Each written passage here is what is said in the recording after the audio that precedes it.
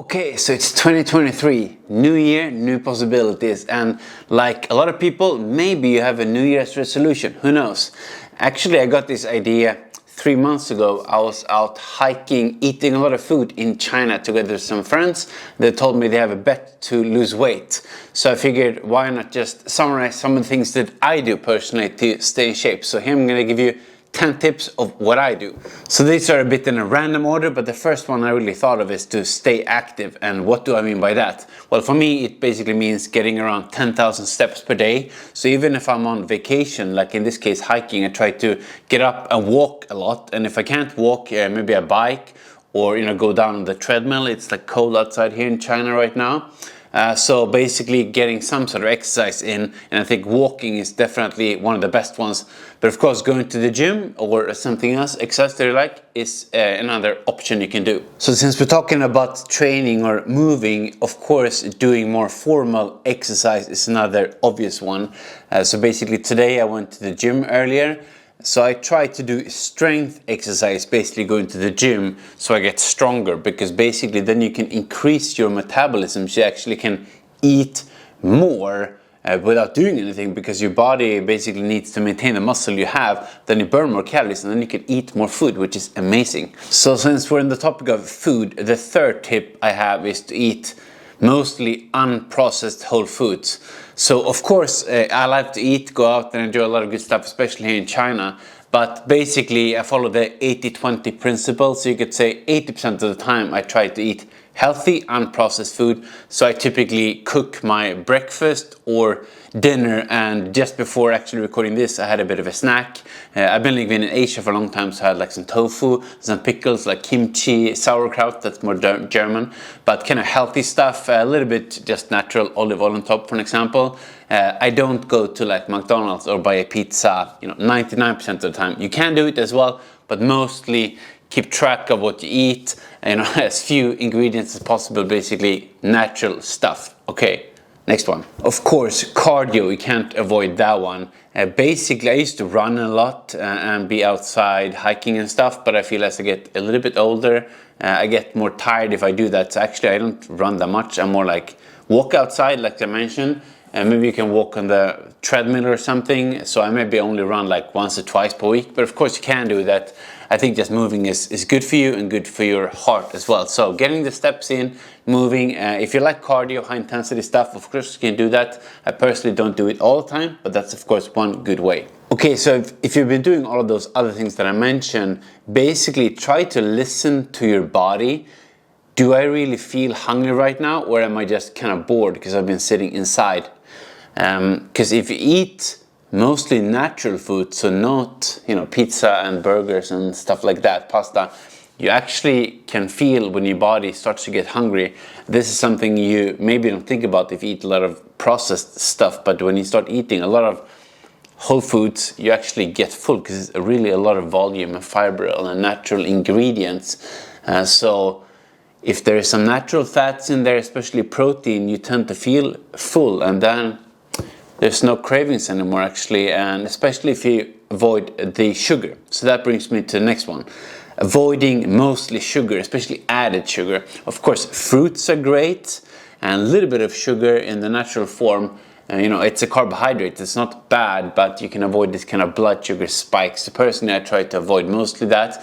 And then when you don't eat all this added sugar, you actually appreciate more the natural sugars in, for example, berries and fruits. If you put it on your yogurt or your oats, a lot more than if you just constantly drink like sodas or things like that. That actually brings me to the next tip.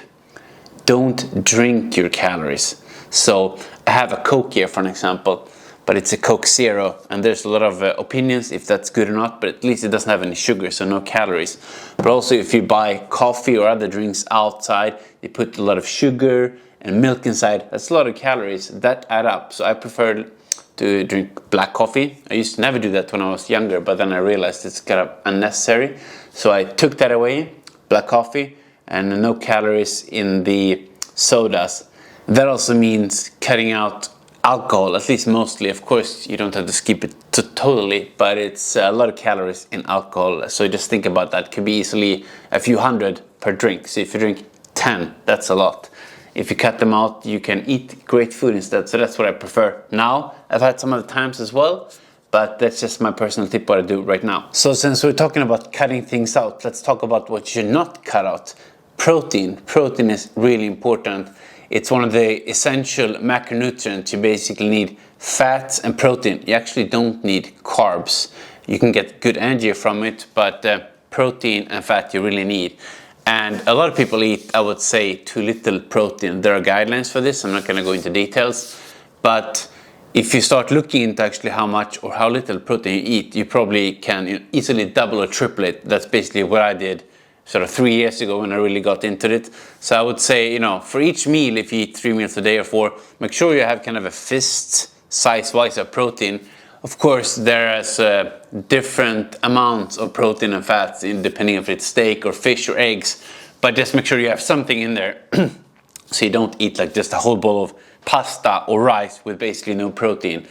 Think about that. Try to add that in and maybe take out a bit of the carbs or fat instead.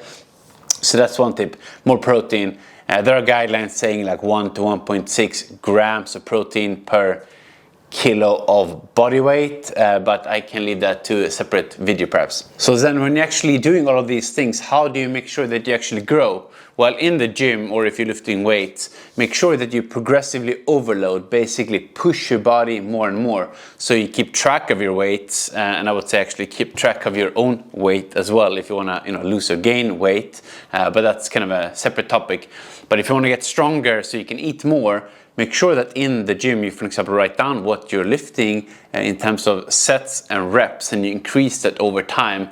And a lot of people say they don't want to be too big or too huge. Trust me, I've been trying. I'm 35, almost 36 years old. Been going to the gym for a long time. I'm not huge. I'm trying. Maybe something wrong with me, but I don't think you have to be worried about that. Try to increase it. Keep track. Then you can eat more calories, eat more protein, and then you'll burn more calories and get more fit. So these are just some of my random tips on top of my mind, how I'm thinking when I'm, living my daily life, also when I'm traveling, staying active, prioritizing the protein, don't eat a lot of garbage, focus on wholesome, great and healthy foods. Let me know if there are things you're wondering about, what your best tips are, feel free to share them. Otherwise, if you want to hear more, these kind of things, random, what I'm doing in my life, give me a like, subscribe, and I will see you in the next video. Oh, by the way, a final bonus tip, or not so bonus, perhaps very important, drink more water.